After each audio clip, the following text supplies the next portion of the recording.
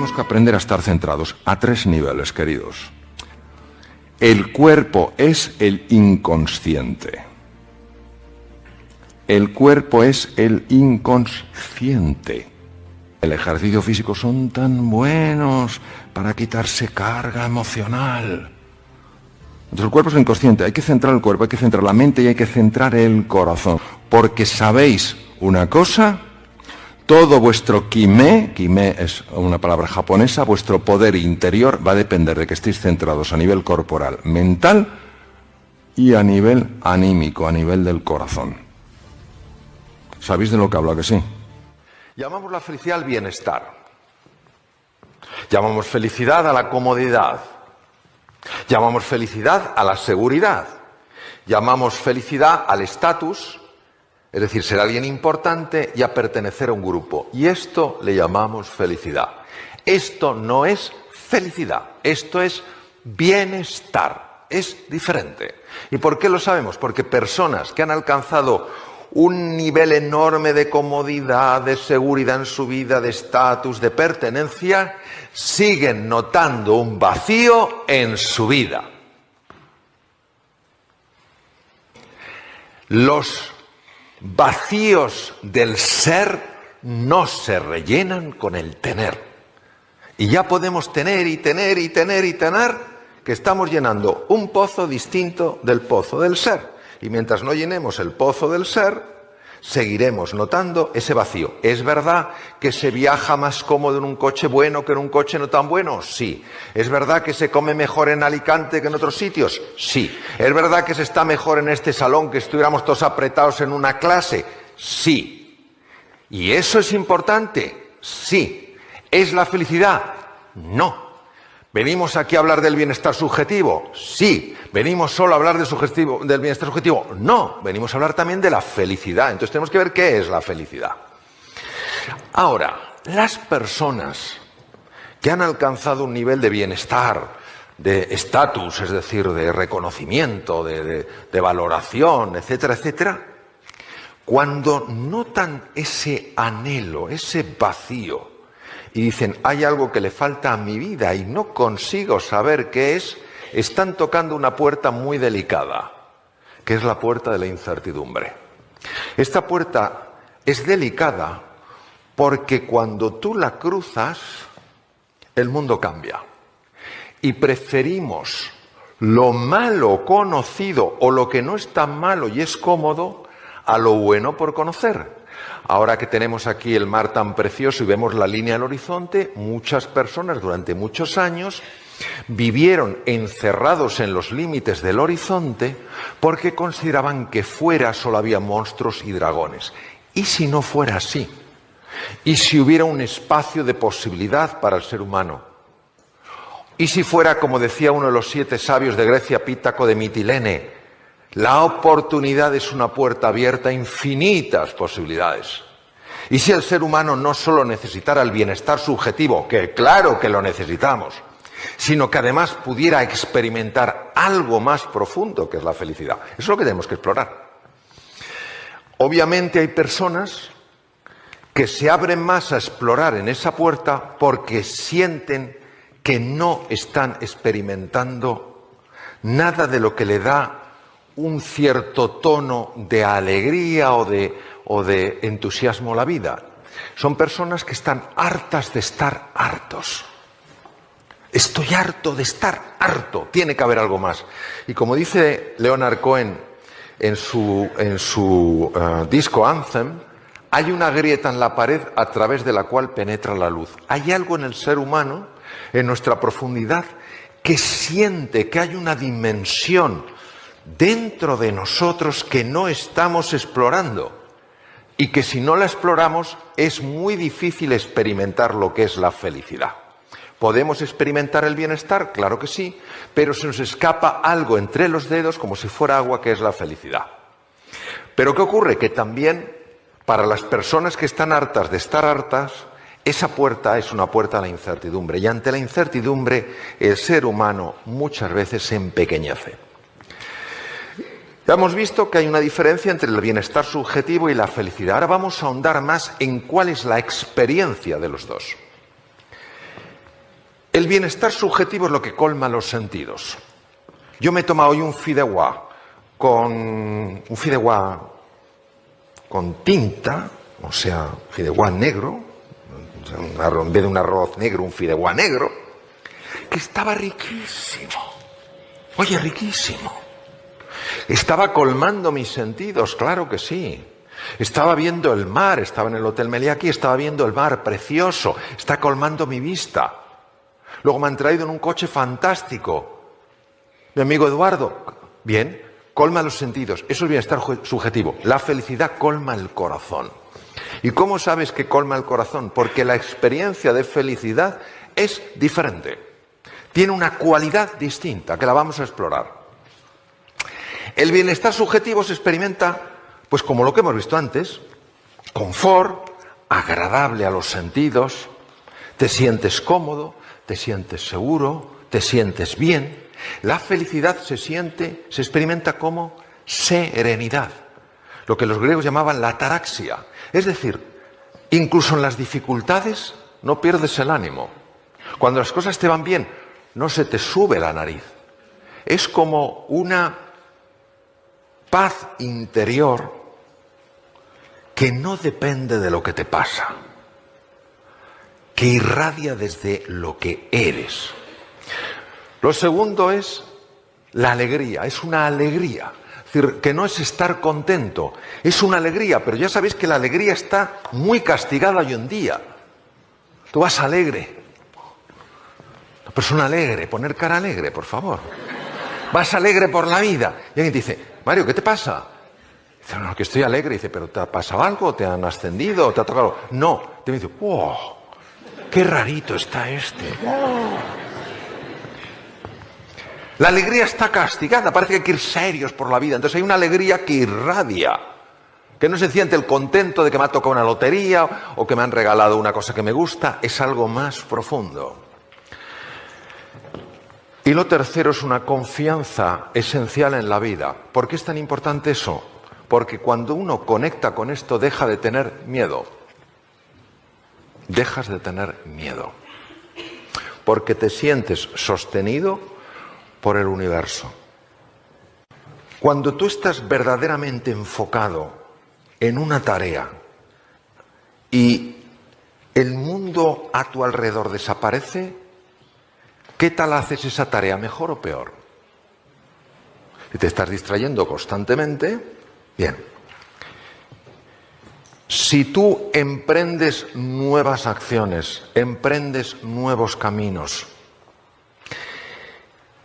y algo empieza a tensarte y a angustiarte, ¿tiendes a seguir avanzando o tiendes a retraerte? Y la creatividad. La creatividad es de las cosas más sensibles al estado emocional, porque depende fundamentalmente del hemisferio derecho, una gran conexión con el mundo emocional. Entonces, una persona que se sienta emocionalmente bloqueada, creativamente está anulada. También lo exploraremos. Entonces, vamos a poner un ejemplo muy fácil. Eficaz es cargarte una mosca con un cañón. ¿Te la cargas o no? Hay alguno que dice, no sé lo que habrás fumado, pero normalmente una mosca, le pones un cañón y te la cargas. Eso es eficaz, pero ¿consume o no consume recursos? Un montón. Ahora, si coges un matamoscas, esto es eficiente. Con pocos recursos consigues lo mismo. Y esto es lo más importante que os quiero mostrar respecto de la relación entre la felicidad y la productividad. Mirad, voy a utilizar esta cosa tan chula, ya veréis, a ver si funciona. Eso es, a ver, enséñamelo. Bien.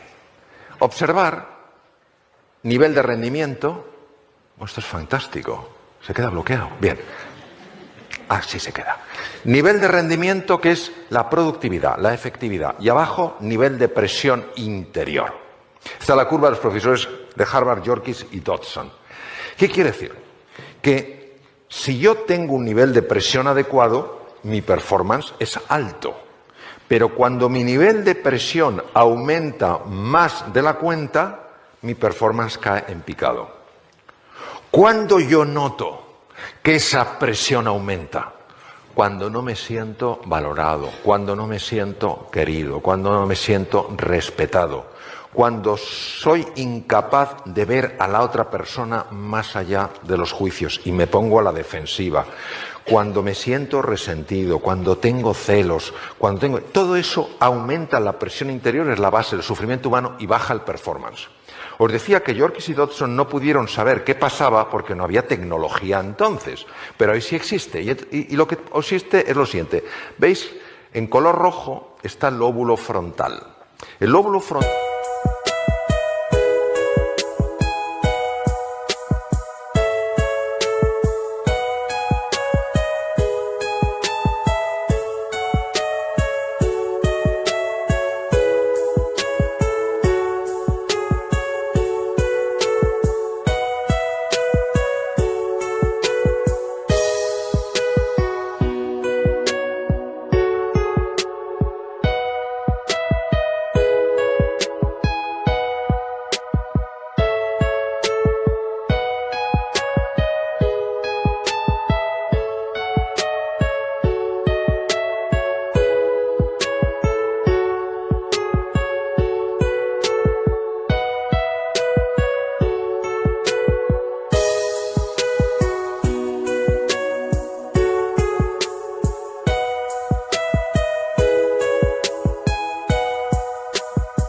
del cerebro humano es el más importante en la productividad de una persona, porque es el cerebro ejecutivo, es el que te hace tomar buenas decisiones, ser más creativo, aprender más deprisa, enfocarte bien en las cosas.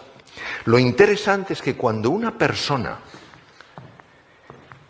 se siente amenazada por el otro, bien porque el otro es más brillante, bien porque el otro es menos respetuoso, pero se siente amenazado y pierde esa serenidad, esa confianza fundamental en la vida, se activan unos núcleos llamados amígdalas.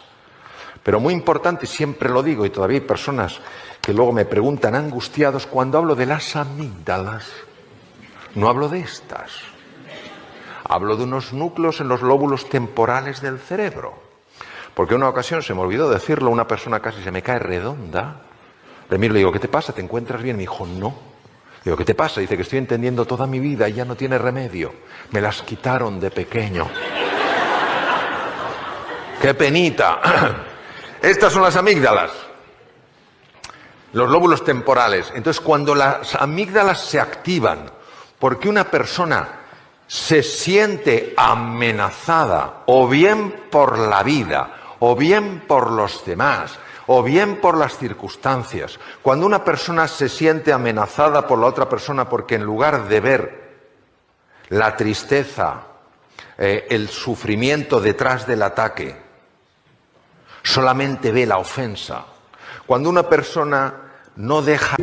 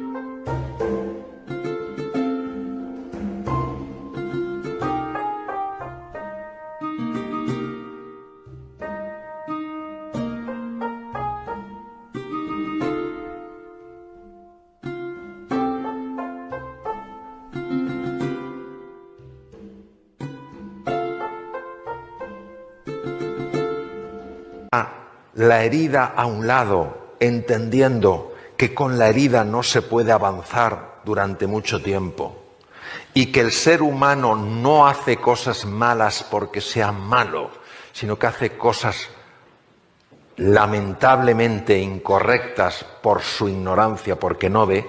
Cuando uno empieza a trabajar eso, la serenidad, la alegría y la confianza empiezan a penetrar con más intensidad en su interior.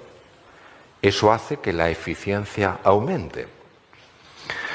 Las amígdalas se tendrían que activar solo de forma oportuna y proporcional, pero no lo hacen porque nuestra mente se encarga de mantenerlas siempre activas. Y voy a terminar en esta breve exposición que ojalá nos haya ayudado a, por lo menos, a plantearnos ciertas cosas de la siguiente manera. Mirad, en una ocasión estaba con el profesor Howard Gardner aprendiendo temas de inteligencias múltiples con él, que fue el creador de la teoría de inteligencias múltiples, y conocí una mujer fascinante. Era una mujer muy extraña, porque yo le hablaba, tardaba en contestarme y al cabo de un rato me contestaba. Y entonces empecé a pensar que tenía un problema de audición, que tenía algún tipo de sordera. Yo empecé a mirar así, no soy muy discreto, empecé a hacer así. Dice, Mario, ¿te pasa algo? ¿Estás perdiendo el equilibrio? Digo, no, es que estoy... Entonces le dije, es que me parece que contestas demasiado tarde y está pensando si a lo mejor un problema de audición. Y me dice, no. Dice, no tengo un problema de audición, yo tengo una malformación o una alteración en el cerebro de tal manera que yo no oigo la voz humana. Yo la veo. Digo, ¿cómo que la ves? Y luego, efectivamente, hablando con neurocientíficos, me dijeron que esto existe. Es muy raro, pero existe. Ella veía una pantalla.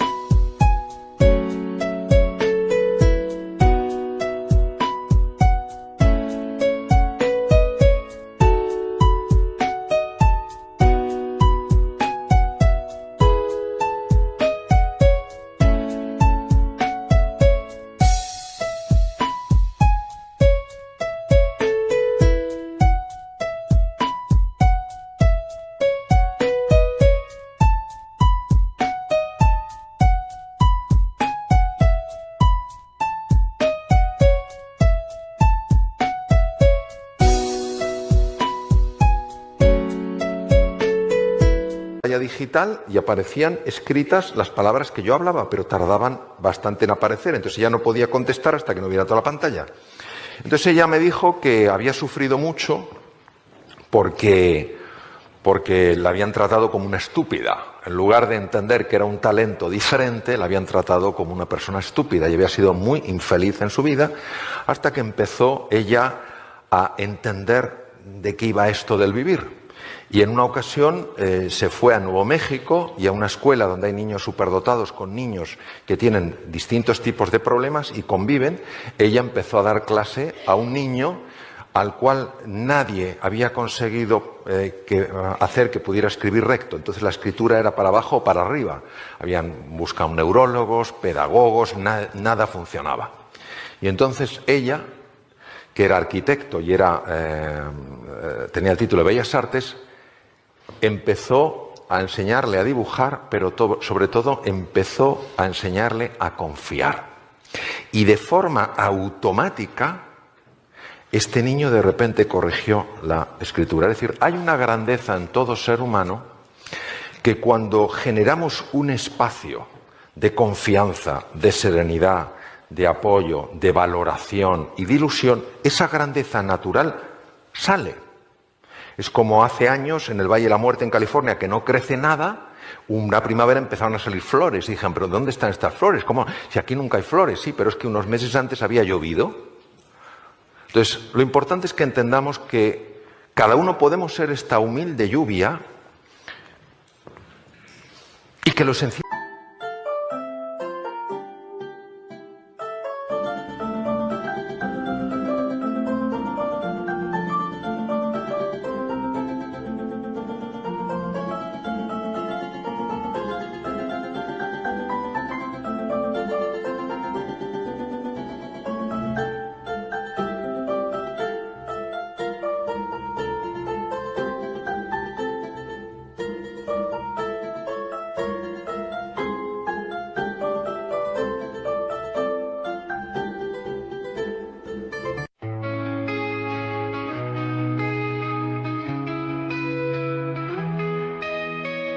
Lost in the rhythm of the wind, strings whisper secrets to my soul.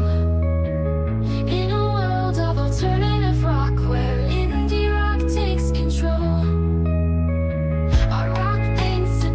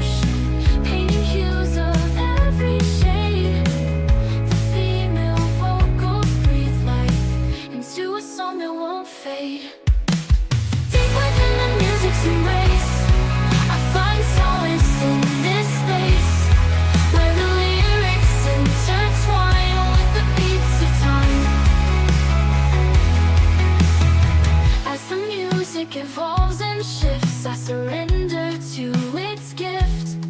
An experimental journey where the deep meets the sea. Deep within the music's embrace, I find solace in this space where the lyrics intertwine with the beats of time. The final chord fades away in the still melodic play. A song that lingers in the air, leaving traces everywhere.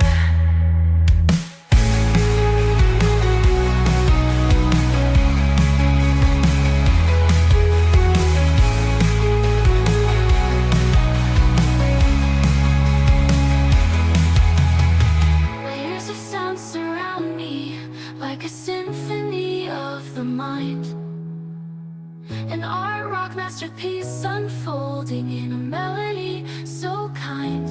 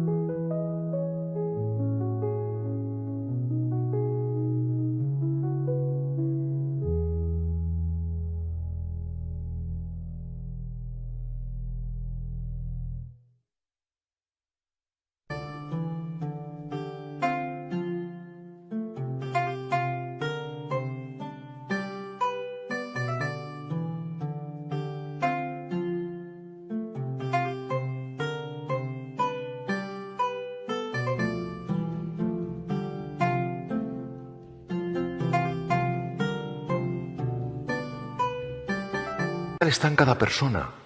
Que si tú una persona la tratas con afecto, si tú una persona la valoras, si a pesar de ser distinta a ti no la tratas como distante, si en lugar de tolerar la diversidad la celebras, si generas un espacio de escucha donde estás verdaderamente presente, de manera natural se produce esa reconexión que es la base de la felicidad. Y es cuando tú te sientes parte de todo. Reconectas contigo, con los demás y con la naturaleza. Y todos, sin excepción, yo el primero, vamos a tener que experimentar una digamos, lucha. Y esto es lo que aprendí de esta profesora, y con esto termino, la cual lo aprendió de los indios navajos. Esta mujer me contó una historia que es la esencia de la filosofía del pueblo navajo al que ella visitaba, aparte de ir a la escuela esta de los niños. Y esta historia mitológica, mítica, que llevan cientos de años repitiéndose los navajos entre sí, es la siguiente. Dentro de mí está teniendo lugar una gran batalla. Por un lado está el águila majestuosa. Todas las acciones del águila están llenas de verdad, de bondad y de belleza. El águila que vive en mí vuela por encima de las nubes y aunque a veces baja los valles, siempre deposita sus huevos en la cima de las altas montañas. Pero dentro de mí también vive un terrible lobo. Él representa lo peor que hay en mí. Se sustenta sobre mis propias caídas y justifica su presencia diciendo que él también es parte de mí. ¿Quién ganará esta gran batalla? Aquel a quien yo cada día alimente. Muchas gracias. Gracias.